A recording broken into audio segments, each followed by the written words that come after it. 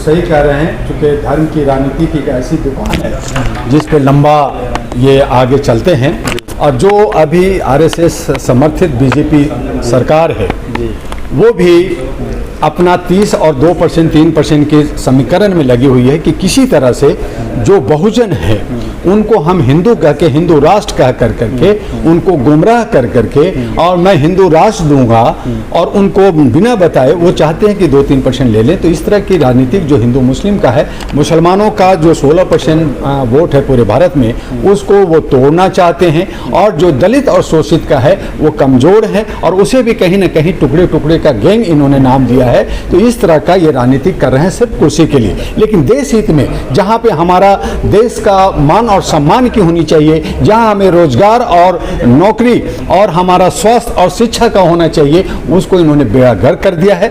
देश को कुछ चंद लोग, अभी आप हमारे जो है रामलीला ग्राउंड में आम आदमी पार्टी ने हमारी चौथी फेल की कहानी सुनाया, तो बड़ा हमें अटपटा सा देखा कि हमारे देश के प्रधानमंत्री को चौथी फेल कहा जा रहा है और उनको कहा चलो स्कूल तुम्हें भी पढ़ने की जरूरत है। तो इस तरह की कार्टून अब बहुत ही वायरल हो रहे हैं। तो ऐसी हालत में देश का बंटाधार हो रहा है, देश हमारा जो है मानसिक रूप से गुलाम होने जा रहा है और हम अभी भी गुलाम हैं। लेकिन जिस तरह से काम ये कर रहे हैं वो नफरत फैला के हिंदू मुस्लिम करके हिंदू राष्ट्र की बात कर रहे हैं, कह रहे हैं हम देश को विश्व गुरु बना रहे हैं, इस पर आपकी क्या राय है? देखिए, एक पहली बात तो हमारा देश विश्व गुरु था, सोने की चिड़िया था, अब कहाँ रहा?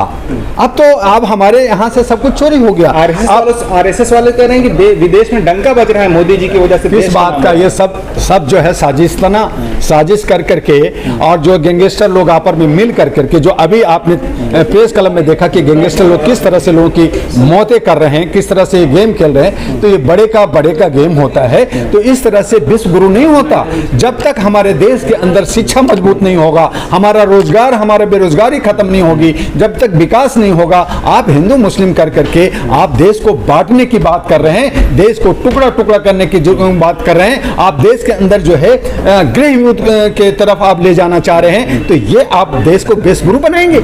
विश्व गुरु तो तब था जब हमारा राजा अशोक, जो अखंड भारत की बात करते थे, जो हमारा ईरान और इराक और जो है बर्मा और सारा बांग्लादेश सारा हमारा एक देश था और हम शांति सद्भावना के साथ, भाईचारे के साथ रहते थे। लेकिन आज नहीं है। आज बिस्टा जो है आप जो है न्यू पार्लियामेंट बनाते हैं, वहां पे जो है आप संगोल, जिसका हिंदी वर्ड होता है ये राजदंड, तो राजदंड को रख करके हमारे सत्यमेव जयते को खत्म कर रहे हैं। तो क्या इस तरह से देश चलेगी? क्या इस तरह से विश्व गुरु बनेगा?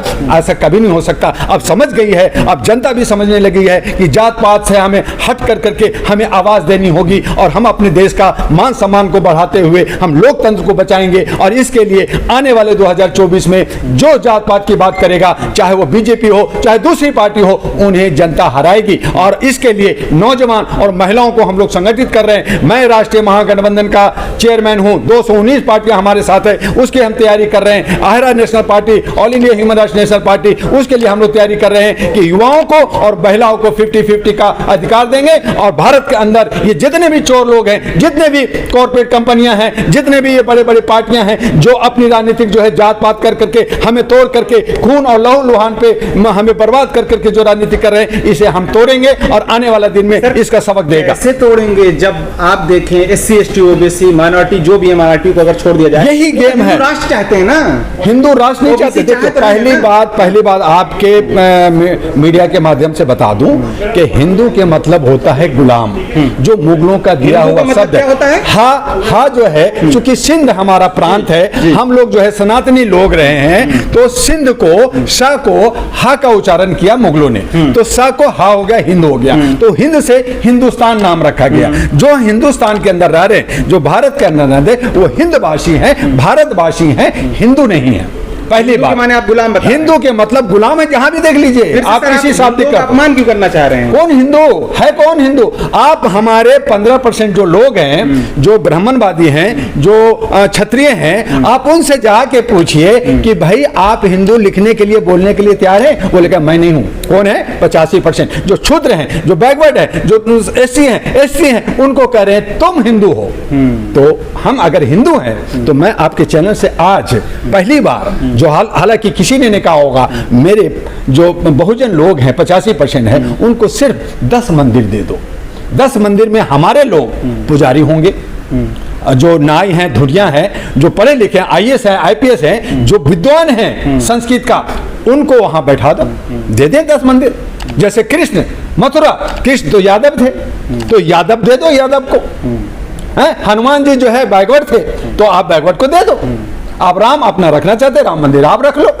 तो ऐसे ही हमें कुछ मंदिर हमें दे दो, हम समझ जाएंगे कि आप मेरे हितैषी हो, आप हमारे लिए सोचते हो, तब हम हिंदू कहेंगे, तब हम हिंदू राष्ट्र की बात करेंगे। पहले मुझे 10 मंदिर तो दो। अगर नहीं देंगे तो नहीं देंगे तो मनसा पता चल जाएगा कि जहां लाखों मंदिर हिंदुस्तान में है, जहां पे ब्राह्मणवाद होता है, जहां पूजा हो रहा है, जहां पे व्यवसाय हो रहा है, जहां पे आप धर्म की राजनीति खेल रहे हो और लोगों को लड़ा रहे हो, ये मनसा पता चल जाएगा 10 मंदिर से कि क्या आप बहुजन का हितैषी हैं, क्या आप हिंदुस्तान को हिंदू राष्ट्र बनाना चाहते हैं। जो बागेश्वर बाबा कह रहे हैं हिंदू राष्ट्र बनाएंगे और मैं डुगडुगी बजाऊंगा और मैं जो है पर्ची निकालूंगा, तो आप जो है 85% का जो दलित शोषित है उनको मंदिर में पूजा करने दो, उनको घुसने दो। हम देखते हैं कि आप कितना हितैषी। घुसने ही नहीं दिया जाता, अंदर दाखिल नहीं होने दिया। इसीलिए तो कह रहे हैं कि आप हिंदू राष्ट्र देने की बात कर रहे हो, आप 10 मंदिर दो ना।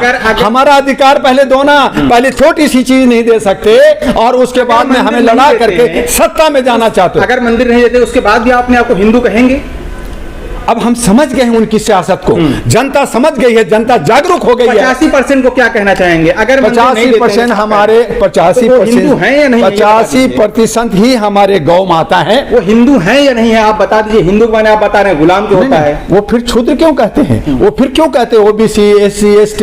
वो कह रहे सब हिंदू हैं, तो फिर वो क्षुद्र जो 85% जो बहुजन है, जो अम्बेडकरवादी हैं, जो लोहियावादी हैं, जो कर्पूरी ठाकुरवादी हैं, वो सबको कहें कि एक भारतीय है और उसको हम अधिकार देंगे।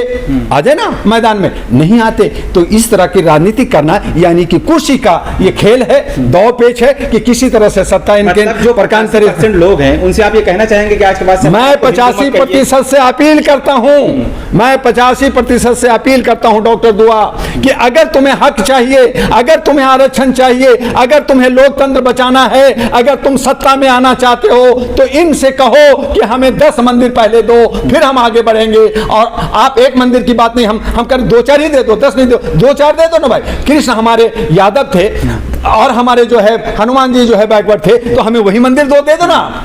वहां पे ब्राह्मण पुजारी क्यों? अगर नहीं देंगे तो क्या उसके बाद भी आपने तो हमें बताना होगा। जो हमें गुमराह आस्था के नाम पे हमें जो गुमराह कर रखा है, हमें जो दबा रखा है, हमें जो अशिक्षित कर रखा है, हमें शिक्षित होना होगा, हमें जागृत होना होगा और इनकी मनसा को जानना होगा। और अपने अधिकार के लिए हम तमाम लोगों को इकट्ठा हो गए। तो अगर ये 30% पे सरकार बनाती है, हम 35% अगर आते हैं, तो ये सरकार ध्वस्त हो जाएगी। और इसी मुद्दे पे हम लोग काम कर रहे हैं कि सब एक हो जाओ, अपना ईगो, अपना ये सारा चीज छोड़ दो और जितने भी बहुजन है तुम 35% 36% एक जगह हो जाओ और अपने साथियों को आगे बढ़ाओ। देखो कि ये भाग कैसे नजर आते हैं। मतलब आप साफ तौर पर आपने आपको हिंदू अब कहलवाना पसंद नहीं कहते। आप जिससे भी पढ़े लिखे इंटेलेक्चुअल से कहिए, इंटेलेक्चुअल से जाके पूछिए, वो कहते हैं मैं हिंदू नहीं हूं। ब्राह्मण से जाके पूछे कि मैं हिंदू नहीं हूं, तो है कौन हिंदू? तो वो लोग हैं जो क्षुद्र हैं। और क्षुद्र कौन है? जो न्याय दुनिया व्यंग्या, जो लोगों ने गुलामी में जिया। तो आप गुलाम देश बनाने की बात, हिंदू राष्ट्र के मतलब है, आप हिंदू राष्ट्र अगर बना दिया तो उसका मतलब आएगा कि वो गुलाम राज बन गया। जैसे आज नया पार्लियामेंट के अंदर आपका बिस्ट्रा हॉल में सुंगूल की छड़ी रखी गई। तो सुंगूल का मतलब क्या होता मालूम है?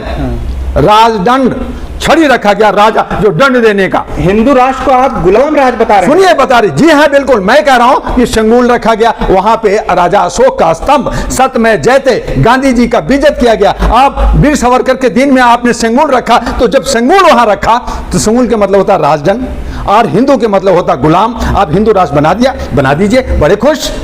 लेकिन हुआ क्या? हम उसको क्या कहेंगे? आप कहोगे हिंदू राष्ट्र, मैं कहूंगा गुलाम राष्ट्र। और उस पे राज कौन करेगा? वो ब्राह्मणवादी करेगा, वो 15% करेगा। फिर भी आप गुलाम यानी हिंदू राष्ट्र में आप जियो। कि आपका राष्ट्र बन गया। तो हमारा क्या भारत राष्ट्र नहीं है? हमारा भारत है, हम हिंद हैं, हम भारतीय हैं, हम सब भारतीय एक हो जाएं और अपने जो है लोकतंत्र को बचाना होगा, राजतंत्र से बचना होगा। और नहीं तो जिस तरह से हम 1500 साल गुलामी में जिया है, आज फिर से हम गुलाम हो जाएंगे। राजाओं के, मुगलों के रहे, अंग्रेजों के रहे, और ये अंग्रेजों की नीति पे ये जो कंपनी बना रहे हैं, ईस्ट इंडिया कंपनी की तरह चल रहे हैं कि जिसको चाहो, कोई बोलेगा उसको अंदर कर दो, कोई अगर आवाज उठाता उसको अंदर कर दो, कोई आदमी जो है अपना हक हकूक के लिए आवाज नहीं उठा सकता। आज हमारी लड़कियां जो है अपने हक के लिए मांग रही, उनको नहीं सुन रहे। आज हमारे बहुत सारे लोग, जो औरतें और जो नौकर हैं, जो हमारे जो बहुत सारे डिपार्टमेंट है, वो हक मांग रही है, उससे कहते हैं खामोश, हमारे कुछ साथी हैं, हम उनको साथ देंगे, हम उनको मदद करेंगे, तुम कौन होते हो? तो यहाँ पे आसान हो गया कि अब लोकतंत्र के अंदर हमारा जो है कोई सेवक, कोई चौकीदार नहीं रहा, महामहिम बड़ा महाराज हो गए। और जो बाकी जिलों में, बाकी जो स्टेट में हैं, बाकी जो उनको साथ देने वाले, वो सब राजा हैं, और उसके नीचे जो हैं वो सब सामंतवादी जो है काम कर रहे हैं। तो अब ये खत्म हो गया। आज 303 मेंबर ऑफ पार्लियामेंट कहां गए जिन्होंने प्रधानमंत्री को चुना? प्रधानमंत्री अब महामहिम राजा हैं, वो घोड़े से, और घोड़ा तो अब नहीं रहा, अब तो हेलीकॉप्टर और चार्टर प्लेन होता है, 100 गाड़ियां चलती है, एक जगह से दूसरी जगह जाने में 5 करोड़ 10 करोड़ खर्च होता है। क्या यही हमारा लोकतंत्र है? आप कैसे बचाओगे? लोकतंत्र हमारे नौजवान बचाएंगे, आने वाले पीढ़ी हमारे बचाएंगे, महिलाएं बचाएंगी।